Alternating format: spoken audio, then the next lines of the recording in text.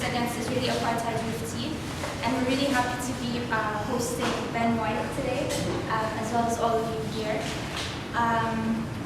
The apartheid analysis is something we've been pushing and raising awareness about for over 10 years in this city. And if it's not for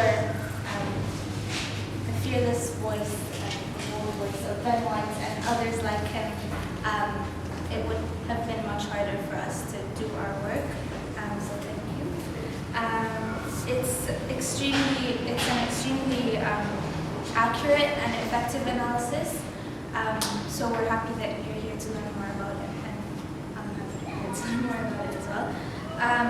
As we gather to assert our opposition to apartheid and colonialism, we assert our solidarity with the indigenous struggle here on Turtle Island. From Turtle Island to Palestine, there is no justice on stolen land.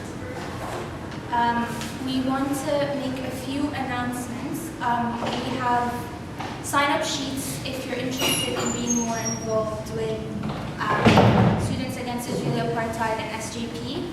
And if you noticed our table with some chocolates on it, we have Hala selling her chocolate. You can actually say a few words. Yeah. Okay, so this chocolate was made by Chocolate Soul. They're an artisanal chocolate trade. We don't like to say trade. They're part of a revolution, and it's no joke. We're incarnating an alternative, and we're actually directly sourcing all of the chocolate and the cacao beans and all other ingredients from Mexico. It's supporting rural communities in Mexico who are usually Zapatista communities. So this chocolate was donated for us to support Saya. We're also using fair trade olive oil, rosemary, Dead sea salt in the chocolate, so it's like Palestine solidarity chocolate. And it's $10 a bar.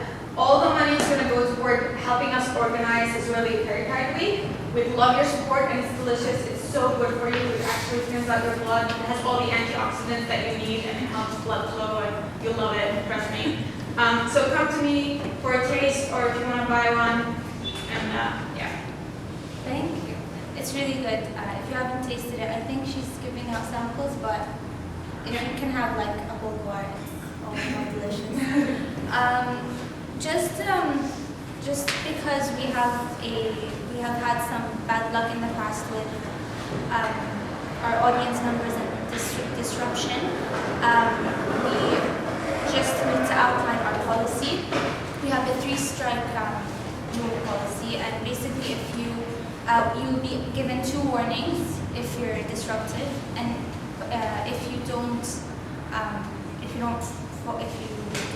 respect our space here, you'll be asked to leave. And we hope that we're pretty confident that you guys are all cool and it'll be okay, but just in case. And we'll have a question and answer period afterwards for all the reasons. Thank you.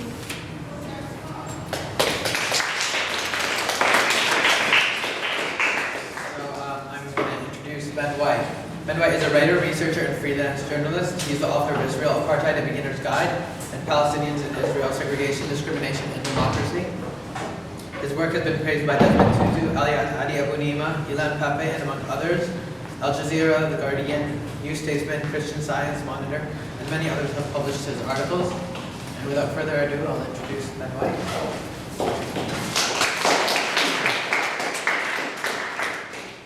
Good evening, everybody. I just want to make sure that I can be heard at the back, because I've done like a bunch of talks, and you can now start to hear that in my voice a little bit. And I just also wanted to say a few comments just before I get started. First of all, thank you so much for organising the event and for hosting me here. And it's nice to see some old friends and make new ones. Also would like to add my personal endorsement of the chocolate, which I just ate, and it was indeed delicious. And also, I wanted to make a respectful correction to like some of the opening remarks, because I don't really see what I'm doing as particularly quote-unquote fearless, and actually it's really the activists who are on campuses who typically face genuinely difficult obstacles and confrontations and attacks for the kind of work that they do, and particularly when it's sort of pioneering early work. So the thing that I love the most about doing these kinds of trips is the fact that I get to meet people who are at the sort of like cutting edge of this kind of activism. So big respect to everybody here involved in that.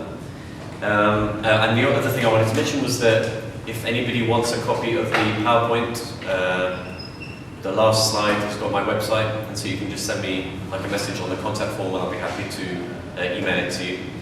Okay, I think that was everything I wanted to say. So, Israel, Apartheid, Not Democracy is the title of the talk.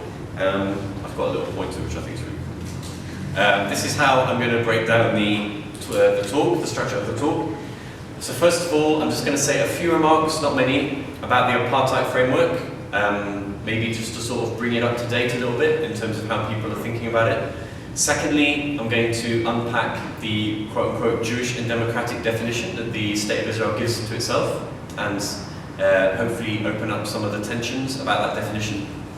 And thirdly, the biggest section will be when I give examples of policies that affect Palestinians for over 6 decades. And I'll be doing that in 2 sections because it makes sense to do so in terms of Palestinians inside 48 with Israeli citizenship and Palestinians in the West Bank and Gaza. And finally, the last section, which is called Rethink to Reimagine, is where I try and provide some food for thought and ways of looking at the whole situation that kind of hopefully tie everything together. And like it's already been mentioned, there'll be a chance for Q&A at the end. So please remember like anything that you want to come back to or whatever it is. Okay, so to begin with, Israel and apartheid. And as you guys are well aware, it's not such a brand new approach to analysing the situation, to talk about Israel in terms of apartheid. It actually goes back maybe longer than some people realise. You can find scholarly articles and books that talk about Israel in terms of apartheid going back some decades. Like in the mainstream, of course, there was Jimmy Carter's book that started to popularise the use of the term apartheid in the context of Israel. But for many people, it's still deemed an quote-unquote offensive, or perhaps sort of less emotively, it's deemed just inappropriate or inadequate as a framework. And one of the mistakes that people can use, or can make, is that they assume that there is a precise equivalence being made with what happened, historically speaking, in South Africa, which I don't know anybody who is saying that when they talk about Israeli apartheid. Instead, we've got apartheid outlawed in international law and listed as a crime in different international conventions, independent of what happened in South Africa, though obviously owing a lot to it, okay? The word, a lot of our understanding about what an apartheid system looks like. But in 2013, the crime of apartheid exists in international law, and you can take that and look at a particular territory or a regime and ask, is that the system that exists there? This is how John Dugard, a South African legal scholar, put it. For me, it's just a nice pithy way of summarizing what I'm saying. It is Israel's own version of a system that has been universally condemned. These are where you can find apartheid outlawed as a crime in international law, and I would point out the fact that that includes, in 1998, the Rome Statute of the International Criminal Court. Also, what has happened more recently is that think tanks and scholars have also sort of reached for the apartheid analysis as a way of assessing Israeli policies. And this is one quite detailed example, which is by a South African think tank called the Human Sciences Research Council. And they produced this study in 2009 that analysed Israeli policies in the West Bank in terms of both, or 3, apartheid, occupation and colonialism.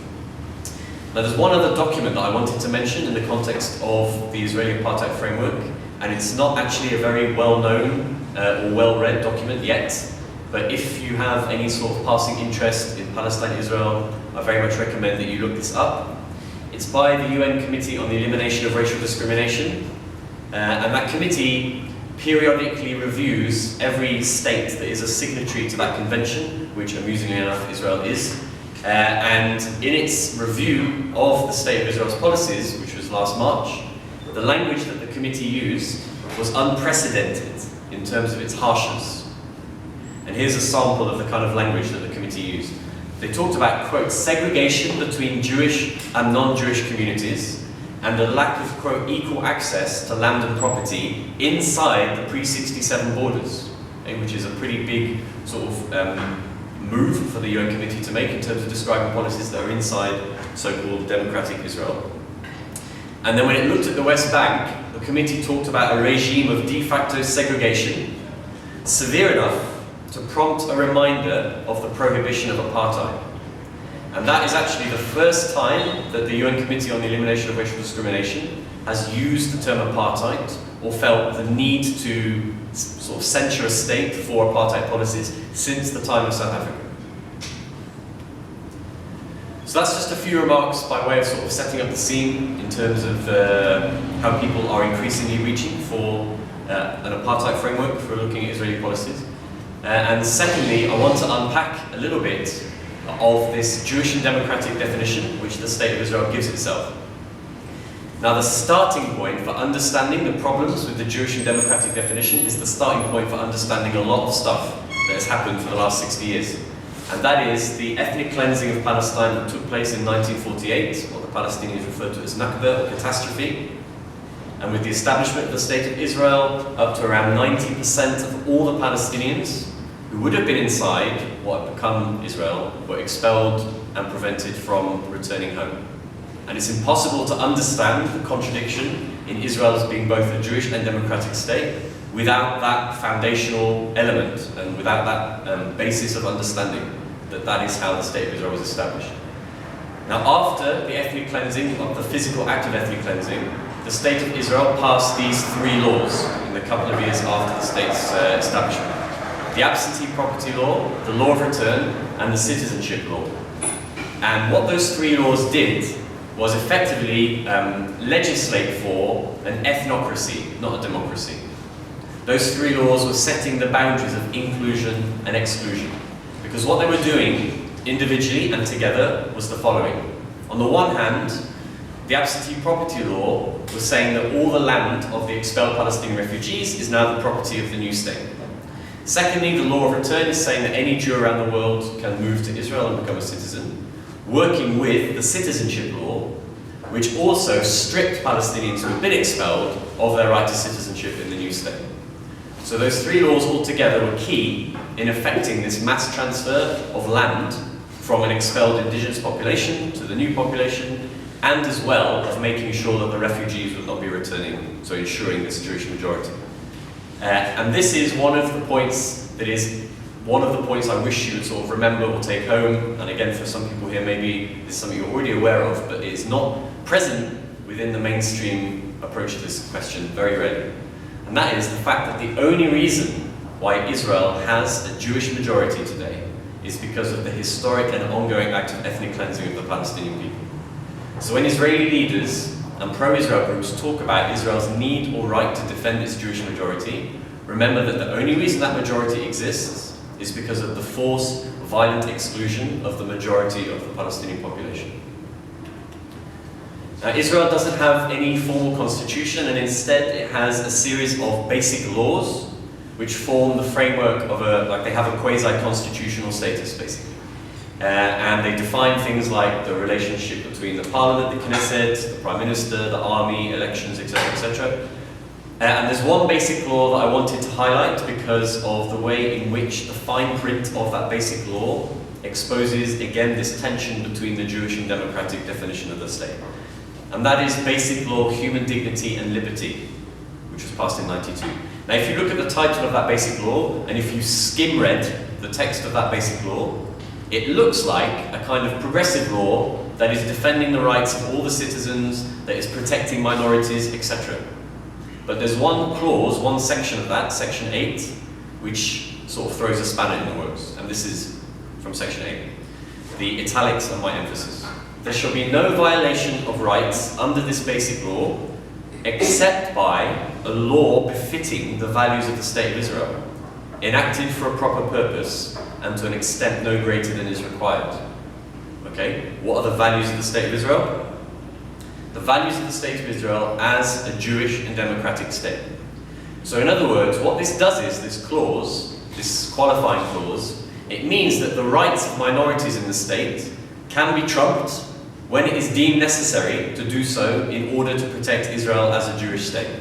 And that is the interpretation of that law that has been used by the Israeli High Court when push comes to shove on some key issues. Here's another way of thinking about it. Ariel Sharon, former Prime Minister of Israel, of course, he said this in both the Knesset and the UN. He said that Arabs have, quote, rights in the land, but all rights over the land of Israel are Jewish rights. And it's not just a simple semantic difference there. He's making a much more fundamental point. Because what Ariel Sharon is saying there is that, yeah, okay, like it or not, and we don't, there are some Arabs here and we grant them conditional rights. But fundamentally, who has the rights to the land itself, according to Ariel Sharon? It's the Jewish people per se. Here's another way of looking at it. Ruth Gavison, a very well-respected, prominent Israeli legal scholar, wrote an essay about a decade ago defending Israel's right to exist as a Jewish state. Okay, so she's wanting to make it seem as positive and convincing a case as possible. But unlike some others, especially nowadays, she's realistic about what that entails for the Palestinians. She wrote this: the Jewish state is thus an enterprise in which the Arabs are not equal partners. And she's not talking about Arabs in Amman or Lebanon or somewhere like that. She's talking about Palestinians with Israeli citizenship. And she goes on, the needs of Jewish nationalism justify certain restrictions on the Arab population in Israel, particularly in areas such as security, land distribution, population dispersal, and education.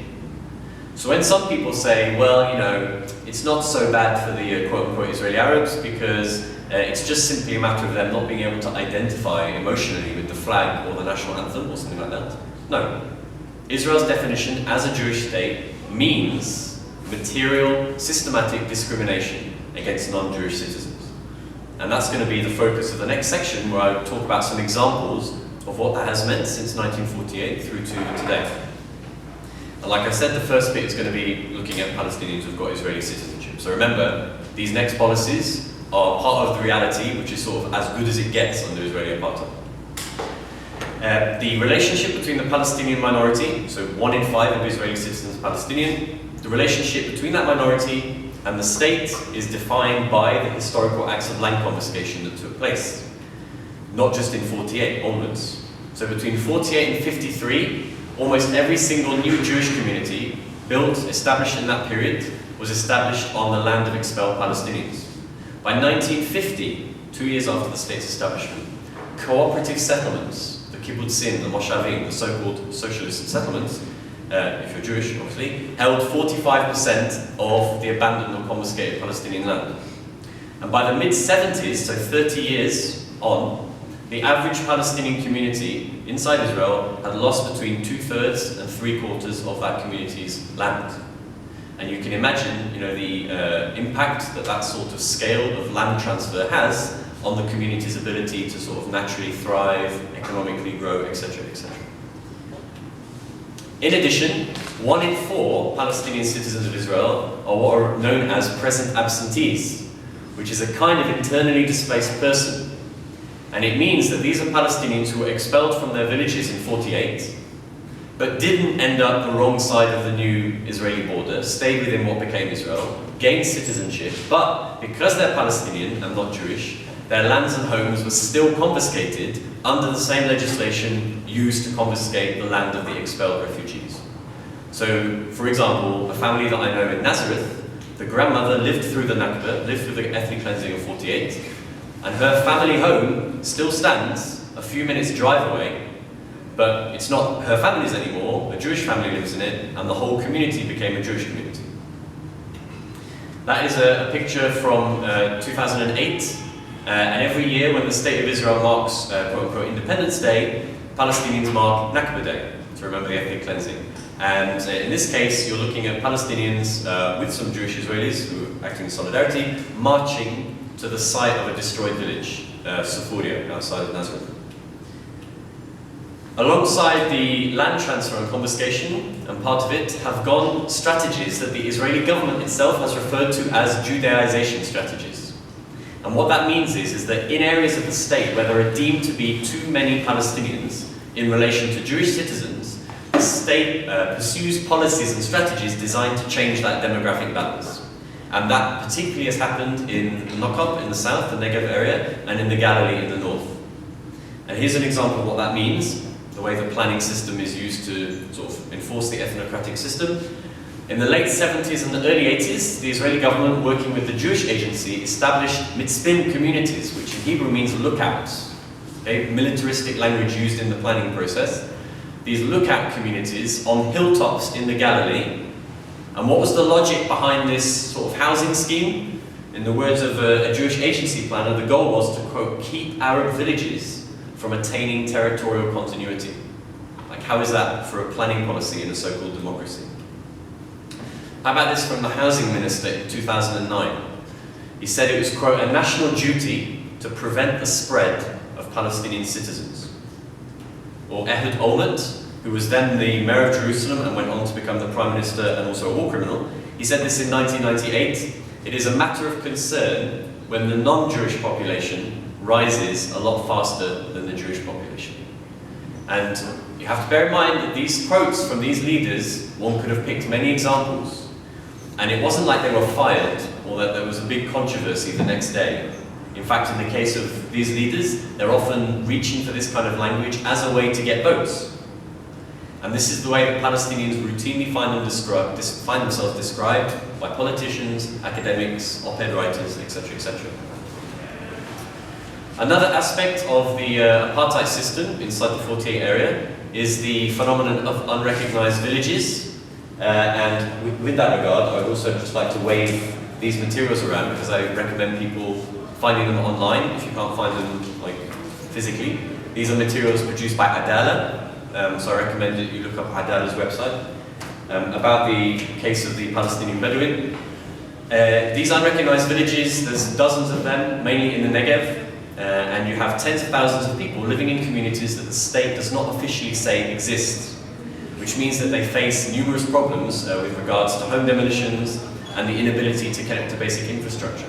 If you're wondering why do those communities exist in the first place, or why are they not connected to the grid, why are they off the map, that's because that when the Israeli government mapped areas of the state according to purpose, they took an area where there was already an Arab community and they said that area is for non-residential purposes. Okay? So they made the community that was already there illegal.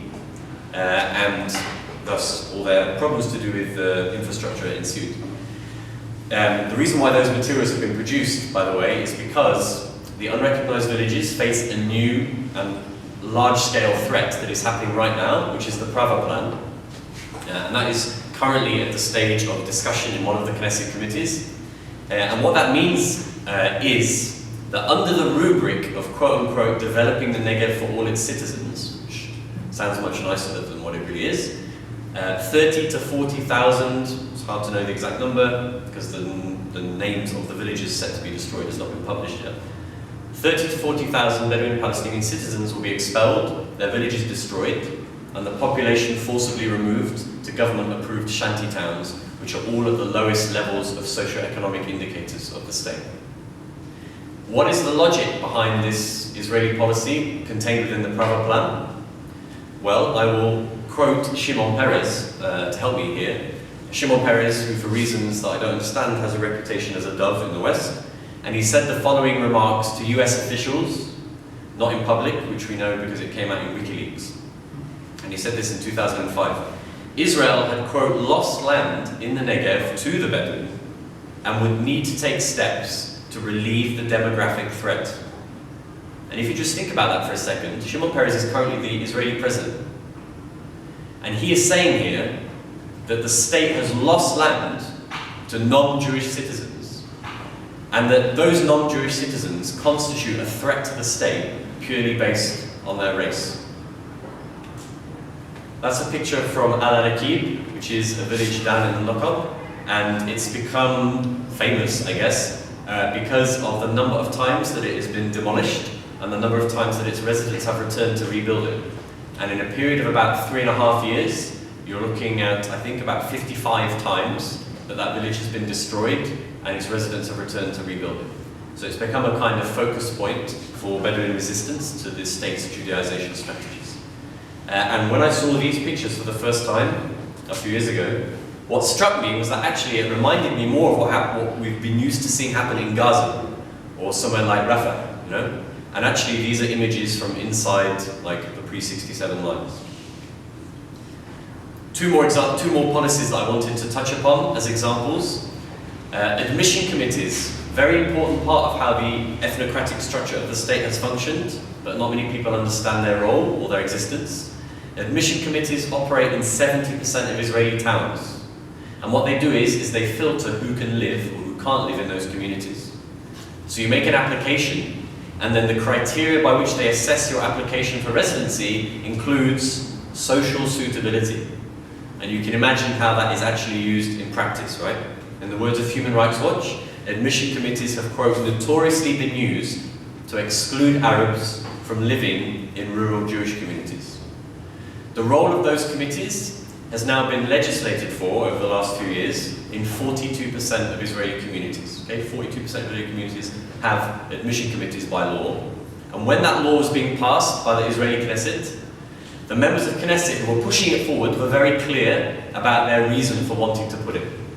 This is a Kadima member of Knesset. He said that the admission committee's purpose is to, quote, preserve the ability to realize the Zionist dream in practice. So in other words, the Zionist dream in practice means the exclusion of Palestinians in order to have Jewish-only communities. And in an extra sort of dark irony, a lot of the Jewish communities that have admission committees were themselves built on the land of ethnically cleansed Palestinians. Finally, you have the family separation law, which means that Palestinian husbands and wives are separated on the basis that one of them has Israeli citizenship and the other has West Bank or Gaza ID. That law's been around for about 10 years, more or less, and when it was first implemented by the Israeli parliament, the state's justification for it was, unsurprisingly, security. The argument going that Palestinians from the West Bank and Gaza were gaining citizenship through marriage and then going on to commit acts of terrorism inside Israel. Even if you just took that as a security argument at face value, you could say, well, why can't the Shin Bet, the security services, assess everyone on an individual basis? Like, why just ban all of the family unions? But that would be to miss a trick, because it isn't really about security. It's about waging the so-called demographic battle, the demographic struggle, and the desire to maintain a Jewish majority and prevent Palestinians gaining citizenship through marriage in that context. And when Israeli NGOs appealed the family separation law, it worked its way up to the Israeli High Court, who issued a majority opinion defending the separation law, the separation of husbands and wives, and they used the following language: human rights are not a prescription for national suicide. Quite an extraordinary phrase for the court to come up with. And if you unpack it, it's pretty instructive, because on the one hand, as good angst-ridden liberals, the High Court judges are saying that this is an abuse of human rights, right, to separate husband and wife like this. But the High Court was also saying that there is something more important in this case, more important in this instance, than the rights of those couples, which is the need to preserve and protect Israel's Jewish majority. When the High Court made its ruling, people responded, politicians responded, and those who praised the High Court's decision did so in the following terms. This member of Knesset said that the significance of this law was that it was all about separation between the peoples and the need to maintain a Jewish majority and the Jewish character of the state. And just to give you one aspect of the comparison with South African apartheid, look at that language, and now look at the following quote, which is taken from the political platform of the party that formalized South African apartheid. Either we must follow the course of equality, which must eventually mean national suicide for the white race, or we must take the course of separation. And I'd like to actually just point something else out, which is that member of Knesset who praised the law and praised the High Court's ruling on the basis of ethnic separation, also went on to praise the idea of two states for two peoples, which is a paradigm and a slogan often associated with the so-called peace camp and the two-state solution. But what that member of Knesset was doing by making the connection between this law and two states for two people, he was flagging up the fact that two states for two people is actually all about preserving the Jewish majority and preserving a regime of privilege for Jews in the majority of historic Palestine. So I'm going to move on to looking at policies that affect Palestinians who are in the West Bank and Gaza Strip. Palestinians who, of course, for almost half a century have been under Israeli military rule. Think about it in another way. If you're a Palestinian in the West Bank and Gaza and you're under 50 years old, all you've ever really known is Israeli military rule. Too much to go into, obviously, in just one presentation, but this is life for Palestinian residents of East Jerusalem, Israel's so-called capital, East Jerusalem having been illegally annexed by Israel after '67. Palestinian residents in East Jerusalem face this kind of reality: home demolitions, discriminatory municipal services, problems with housing rights, and of course the apartheid wall that shatters Palestinian neighborhoods in East Jerusalem, that separates people from the school or hospital or family member that used to be just the other side of the street from them. And the mayor of Jerusalem, Nir Barkat, who was recently re-elected in the municipal elections, openly believes in maintaining a Jewish majority in Jerusalem.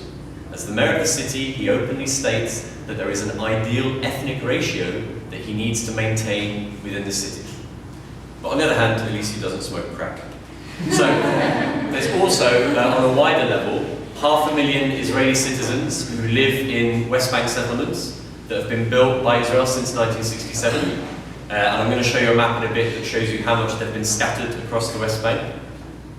And around those colonies, you've got Palestinians who, of course, do not have Israeli citizenship, living in a way that means their freedom of movement is restricted and controlled by the occupation. And that is done with, on the one hand, physical obstacles, so checkpoints, big piles of dirt and rocks, gates, trenches, etc. And also the bureaucratic system of apartheid, which means Palestinians have to apply for a physical permit to move around. Then, of course, you've got the apartheid wall, most of which is inside the West Bank, which has already had a calamitous effect on many Palestinian communities. It's destroyed local ecosystems, causing flooding. It's separated farmers from their land, etc., etc. And again, a document that maybe a lot of people are aware of, but perhaps haven't read, and I recommend you read it. The International Court of Justice, which sits in The Hague, issued an advisory opinion in 2004, almost 10 years ago now, about the legality of the wall, having been requested to do so by the UN General Assembly. And the judges, all of them, with the exception of one, who was the American, said that the wall was illegal in its entirety, insofar as it's in the West Bank, should be torn down immediately, and compensation paid to the Palestinians who've already been affected by it. And of course, like, none of that has actually happened. In 60% of the West Bank, Palestinians who live there have to apply to the occupation authorities for permits to build. And not just like to build a house or some large structure, but even a permit to build a small shelter for animals or a tent. And if you don't get the permit, and you build it anyway, the soldiers can come along and say, you built it illegally, we're going to demolish it. Now that means that because there is a sort of legal structure about that, the Israelis can say, look, you know, there's a legal process, they could have applied for a permit, they didn't get the permit, so we're just keeping the law and demolishing the property. But look how Israel creates the system in order to fail the Palestinians. A UN report in 2008 that surveyed 7 years before that found that 94% of Palestinian planning applications are denied in Area C. So in other words, it is almost impossible for a Palestinian to get that permit. And like top of my head, a family that I know near Bethlehem, they got demolition orders issued for things like the corrugated iron roof that they built onto a structure on their farm, for an underground water system that they created, things like this.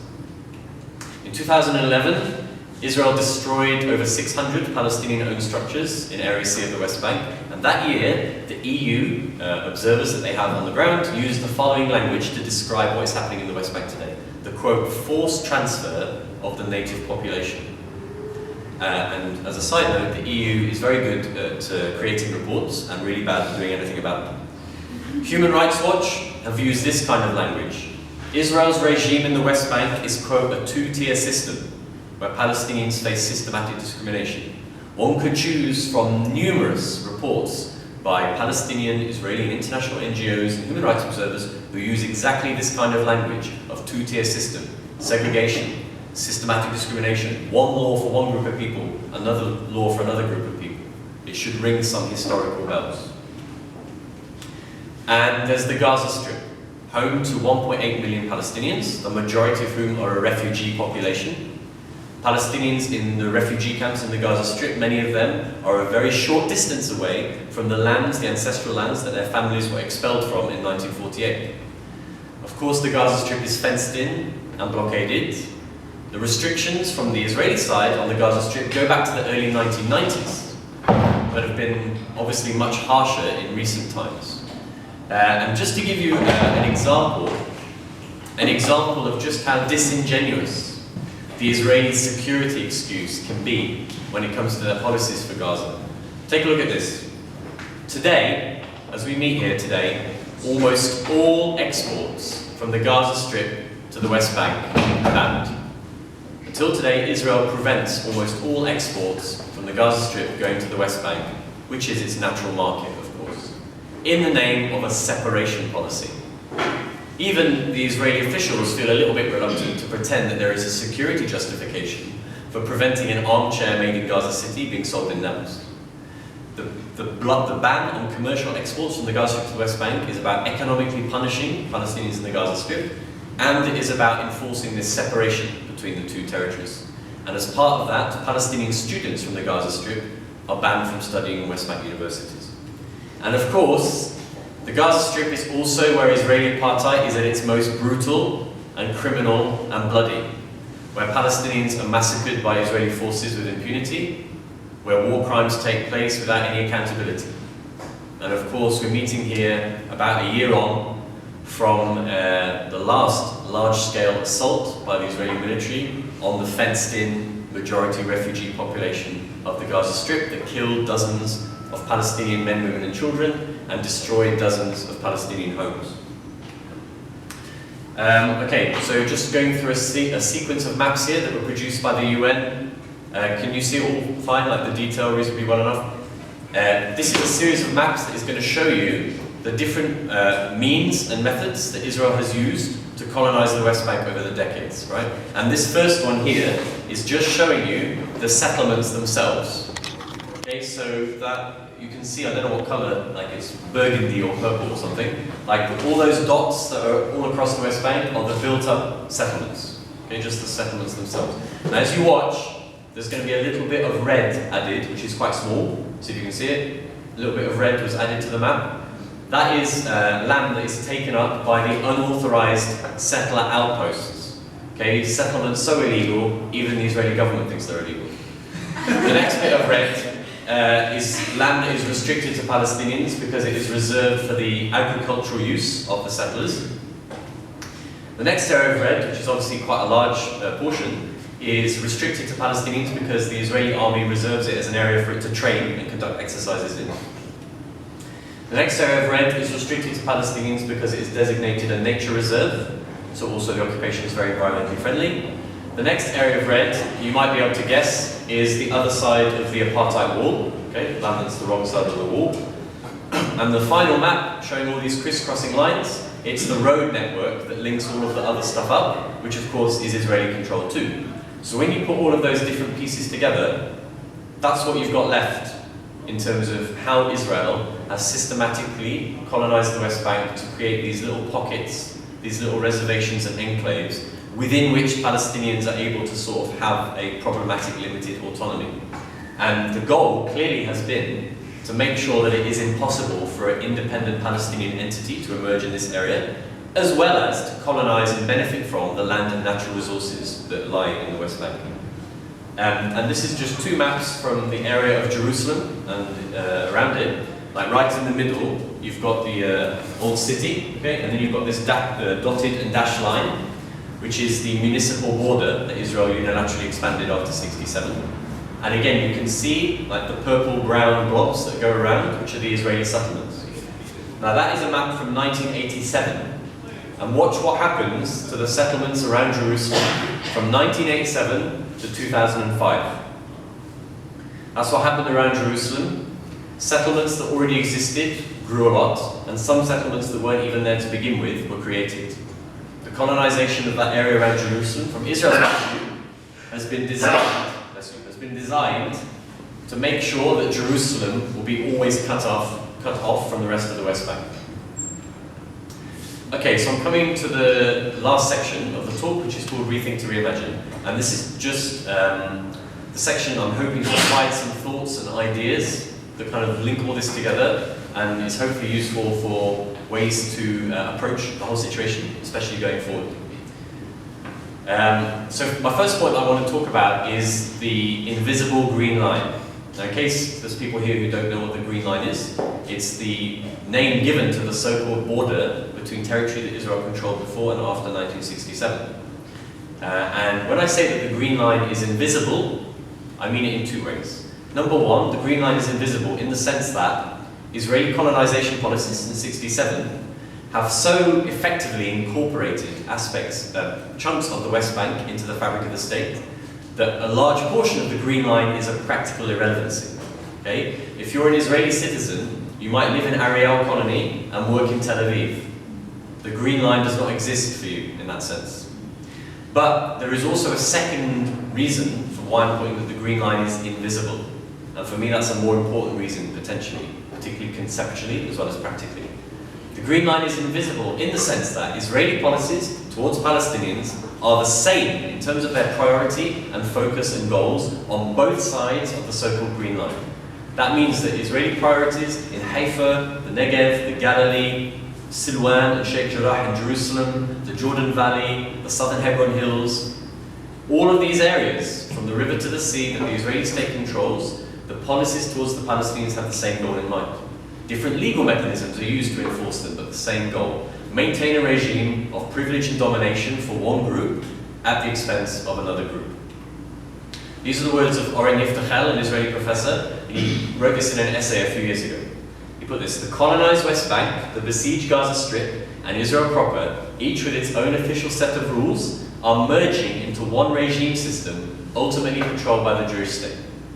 And the only thing I would change myself in this quotation, and maybe he would too because it's a few years on, is the tense of the verb merging to merged, because I would say that has already happened. That is already what you see there on the ground. A de facto one-state reality, where the Israeli government controls all of the territory between the river and the sea, and all of the lives of the people who live in that area, and affords or denies rights on a discriminatory basis to them. Here's another way of looking at it. 1 in 7 Palestinians are second-class citizens, 1 in 3 Palestinians are under military rule, and half, or just over half of Palestinians, are not even there at all because they've been denied the right to return. Here's a sequence of maps that I'm just using, there's 2 panels, in order to kind of visualize the one-state reality. This is about Jewish land ownership, Jewish/State of Israel land ownership. On the left-hand side, that's Palestine in 1917. Okay, Jewish land ownership in 1917. Next along is Jewish land ownership in 1947, okay, 1 year before the Nakba, or as the Nakba was beginning. Next map along is 1960. So obviously a large area has been coloured in on the map, and that's because the state controls most of the land. And then on the far right-hand side is now. Okay, you can see how chunks of the West Bank have also been incorporated by the state. And this second panel of maps is all about access and privilege. On the left-hand side, coloured in black, is where you can go in historic Palestine if you're an Israeli citizen. Next along is your area if you're a Palestinian with West Bank ID. Next along is your area if you're a Palestinian with Gaza Strip ID. And finally, blank, nowhere, is where you can go if you're an expelled Palestinian refugee. Take these 2 pictures. You couldn't tell me without knowing which of these took place in the West Bank and which of these took place in the pre-67 lines. Because the same thing is happening in both places. Palestinian property is targeted for destruction, while Jewish communities next, alongside, or maybe in the future on top of, continue to grow and thrive. That's from the Jordan Valley on the left, and on the right is from the Nakba. So, I'm arguing that for many people there has to be a pretty drastic rethink about an approach to the situation. And that rethink has to produce an approach based on the reality on the ground as it is now. Not what the reality on the ground was 10 years ago, or 20 years ago, or 30 years ago, but what it is today. And also an approach that's based on the failure of the so-called peace process. Now, it is somewhat of a generous concession to describe the peace process as a failure, because there is a pretty good case, in my opinion, to be made, that the official international peace process was always all about creating a permanent eternal process without any real peace. At least no peace with justice at its heart for the Palestinian people. But let's just assume that the peace process really is about peace. Well, it's obviously failed, okay? Because it's 20 years within the Oslo framework, Palestinian land is still colonized, Palestinians continue to be killed by an occupation army, etc. Also rethink in order to move beyond occupation discourse. And it is easier for me to explain what I don't mean in order to explain what I do. What I don't mean is that as people who seek to educate, raise awareness and organize, etc. about Israeli apartheid, that we shouldn't focus on those examples where Israeli apartheid is at its harshest, such as in the Gaza Strip, such as in the communities south of Hebron, which face literal extinction. But what I do mean is that we should put those examples in their proper context and remember that they are components of a wider regime and a wider system. Also, and hopefully this should go without saying potentially, rethink the orthodoxy about Israel's so-called democratic credentials. And as we do all of that, something else will happen, which I'm sure many of us are familiar with as well. We have to resist the attempts by a lot of people to ring-fence off and make taboo a discussion about Israel's so-called right to be a Jewish state. And I'll give you an example of what I mean by that. The British Deputy Prime Minister, Nick Clegg, a couple of years ago, he described Israeli settlements as being, quote, an act of vandalism.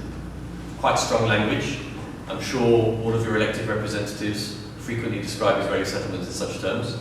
And he didn't suffer any consequences, like from describing the Israeli settlements as an act of vandalism. It wasn't a problem for him politically or anything like that. Because within the UK context, a space has opened up, in the last decade, let's say, where a reasonable amount of dissent and critique about some of Israel's policies is mainstream. But what you won't find Nick Clegg or someone in his position doing is going on the radio or on the TV and saying something like the following, you know what, I think we need to ask some serious questions about whether Israel has got a right to be a Jewish state because of what that means for the Palestinian people. That is still considered off limits and a taboo topic, even to ask the question. And those people who do are frequently targeted for personal attacks and smears, and I'm sure, again, people here are sort of familiar with that, and also I am too. Reimagine. After the rethinking comes the positive act of reimagining. Reimagine a future, genuine coexistence of equals. Unfortunately, and this often happens, especially on campuses, the term coexistence is taken and it is used and abused and misused by people who only want to maintain the colonial status quo. Because disappointingly for some people, coexistence is not about eating hummus, smoking arguila with people and then going home and feeling awesome about yourself, okay? But coexistence per se is a laudable goal. But it can only take place once you've dismantled the structures of power that keep one group in a submissive and dominant position compared to the other. Also reimagine an understanding of self-determination that instead of being about exclusivism and separation, actually means two groups of people sharing the same space with equality. Reimagine so that we're emphasizing things like democratization and decolonization. And finally, reimagine so that instead of can we return, or when will we return, Palestinian refugees ask, what kind of return do we want to create for ourselves? We're going to finish now. The following words are by a guy who sat in the first Israeli parliament, the first Israeli Knesset, whose son went on to become much more famous than him. But these are the words of Shmuel Dayan in 1950 in the first Israeli parliament. He said this: maybe not allowing the refugees back is not right and not moral, but if we become just and moral, I do not know where we will end up. I think there is an answer to that in 2013 that isn't an answer of militarization, of legislative privilege, of fear, of walls, but in fact is an answer of hope and defiance. And I will finish with the words of the late great Edward Said, who said this: coexistence, sharing, and community must win out over exclusivism, intransigence, and rejectionism. And the only thing I would add for all of us here today is that there's no time to lose. Thanks very much.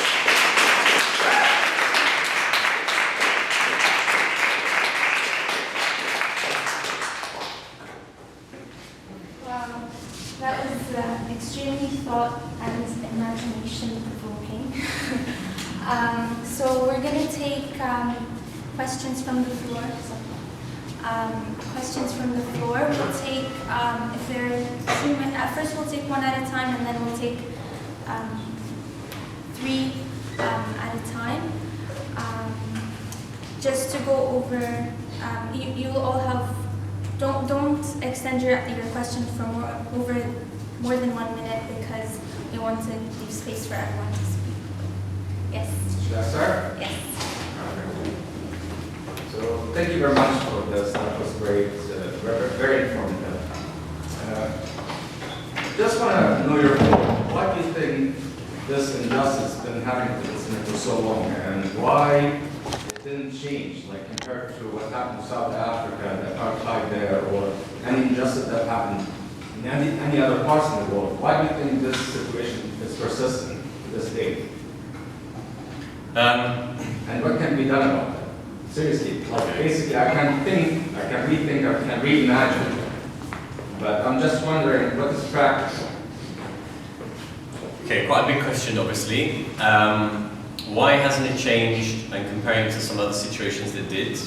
So first of all, like, remember that in cases that we now historically remember as being sort of victories, let's say, in terms of being struggles for justice that won from some important angles, those didn't happen overnight. Those are struggles that took decades, many decades, to come to fruition. Okay, so the struggle of South Africans against apartheid, for example, was not just the 1980s, which is how it can often be kind of remembered by some people in the West. It was a much longer historical process. So that's one point.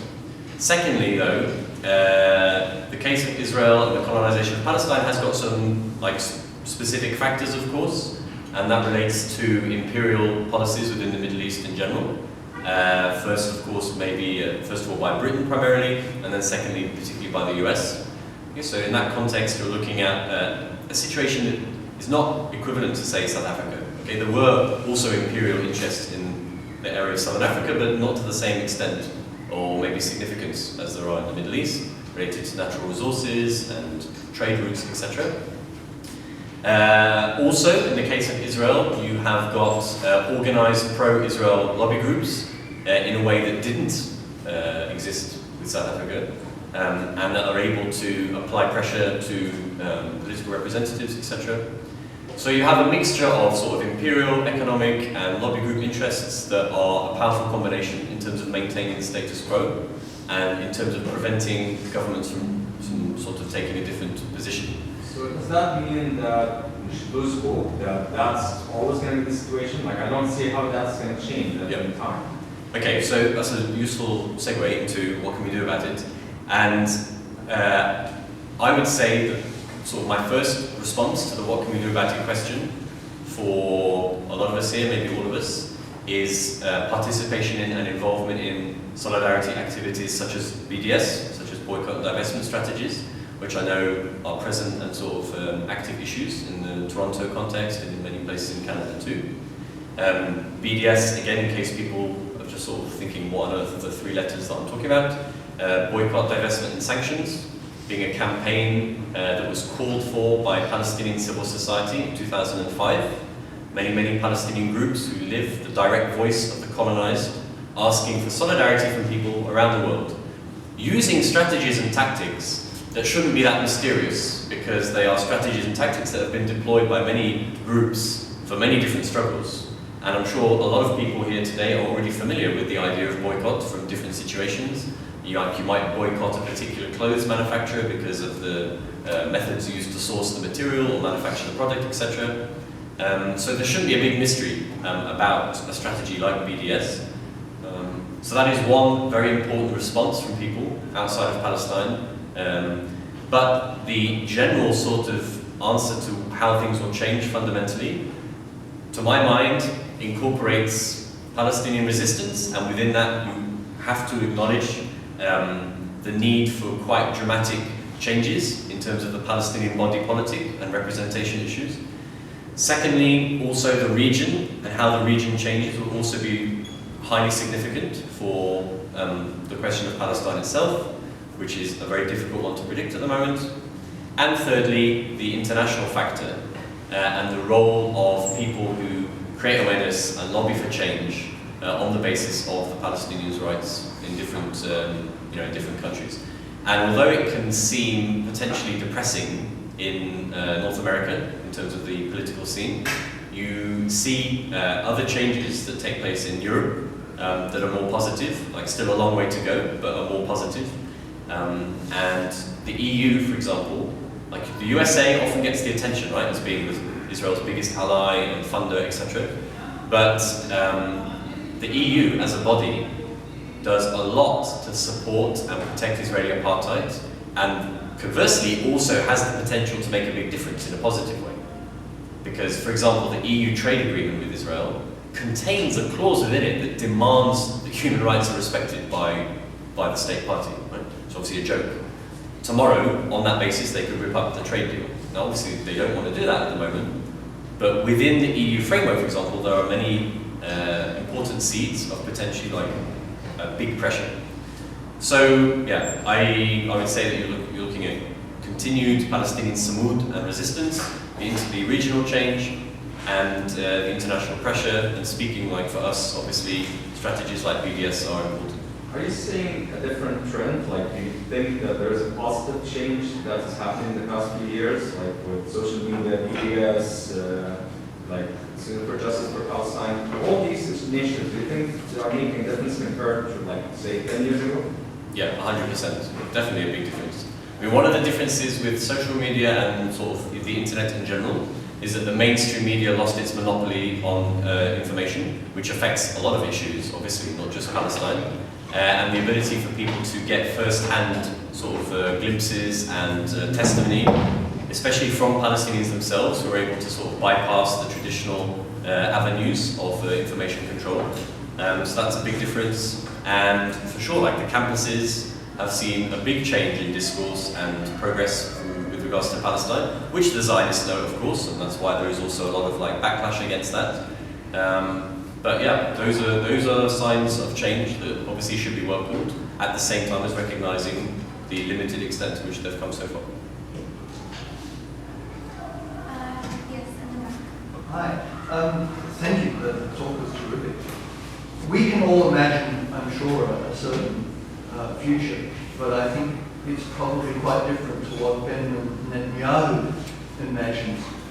What do you think's in his head? What's his end game? I mean, if an independent Palestine is becoming increasingly unlikely, and your map certainly shows that, where are they going? Where does he see Israel, Palestine in a few years? Either it's mass expulsion of the Palestinians, or a situation that is increased from where we are now to the point where even the US won't be able to deny it. Yeah. Where do they think they're going? Okay, I've written down in my notes what's in Netanyahu's head, which is like a bit of a disturbing sort of thought anyway. But okay, so in the case of Netanyahu, you've got an Israeli leader that even annoys John Kerry, right? Or even annoys the New York Times. And if you're annoying those two, then you know that you've got a guy who is sort of, really out there. If you're looking at policies on the ground, you can start to make some guesses about the general sort of future strategy. So you would look, for example, to the consensus that exists with regards to holding on to portions of the Jordan Valley, to the main colony blocks that exist within the West Bank. Obviously, the demand that Israel would be recognized as a Jewish state and that there would be no right of return for Palestinian refugees, etc. So from all of that, you can basically project forward and say that one version of the future from the Israeli government's point of view would be, obviously, Israel as a Jewish state in the majority of historic Palestine with these sort of walled-in reservations in which there could be a quote-unquote Palestinian state. And obviously, within that scheme, you would need to have a Palestinian leader that you could actually make that deal with.